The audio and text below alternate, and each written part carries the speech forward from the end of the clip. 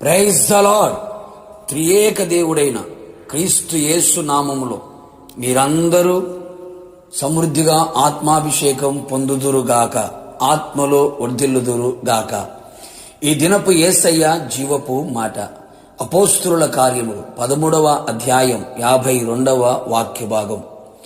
ఆనందభరితులై పరిశుద్ధాత్మతో నిండిన వారైరి.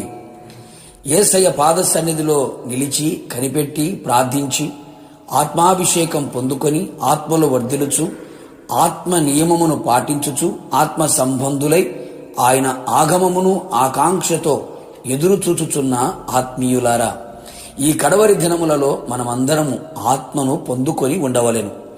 ఆత్మ వశములో ఉండవలెను. ఆత్మ చేత నడిపించబడుచు ఆత్మ నియమమును పాటించుచు ఆత్మీయ యాత్రలో ముందుకు కొనసాగెదము. ఇంకా ఆత్మను పొందక మారు మనసులోనే బాప్తిసములోనే ఆగిపోయి నడిపించబడుచున్నావా? నా దేవుని ప్రియులారా, అంత్య దినముల యందు మనుషులందరి మీద నా ఆత్మను కుమ్మరించేదను అని వాగ్దానం ఇచ్చిన దేవుడు ఆయన పాద సన్నిధిలో బ్రతిమిలాడుకొనుచు అడిగి ఆయనకు విధేయులమై ఆయన గద్దింపుకు లోబడి ఆయనకు ఆయాసకరమైన వాటిని విడిచి పవిత్రపరుచుకొని కనిపెట్టి ప్రార్థించదము.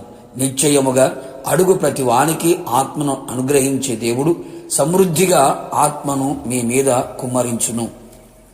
మనమందరము ఆనందభరితులమై పరిశుద్ధాత్మతో నిండిన వారమై ఉండవలెను. ఆత్మ పూర్ణులై ఉండవలెను. ఆత్మను ఆర్పివేయక ఆత్మతో నిండుకొనిన వారముగా జీవించదము.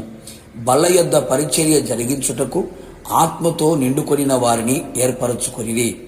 అతడు మాటలాడుట యందు అగపరిచిన జ్ఞానమును అతను ప్రేరేపించిన ఆత్మను ఎవరును వారిని ఎదిరింప లేకపోయిరి. కారణం, ఆ భక్తుడు ఆత్మతో నిండుకొనిన వాడై ఉన్నాడు.